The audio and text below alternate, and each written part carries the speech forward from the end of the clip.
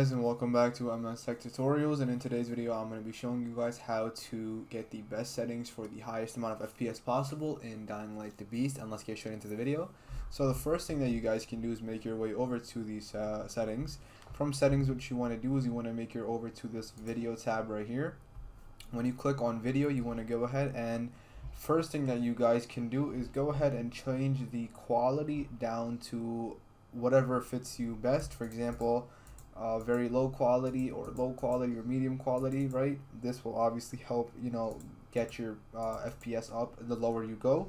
Now let's just say you set it to low quality or medium quality or even very low quality. Some other things you guys can do is make sure VSync is turned off. Make sure that you have the FPS limiter turned off as well. You don't have it on and it's set to like 60 and your PC can go up to 180, for example.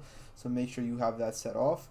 And what you can also do is you can go ahead and change the resolution of the game. The lower you go, the lower the right number, so is the more FPS you will basically get. And yeah, so you can try all of these things, and once you do all of these things, you guys should be good to go, and these should be the main things. So turning down your resolution and then turning down the quality as well. Well, again, once you do all of these things, you guys should be good to go, and that should be it. Now, that should be it for the video. You can always try updating your drivers as well. And yeah, so that is it for the video. Thank you guys for watching. Make sure to give the video a thumbs up, subscribe to the channel, and have a great day.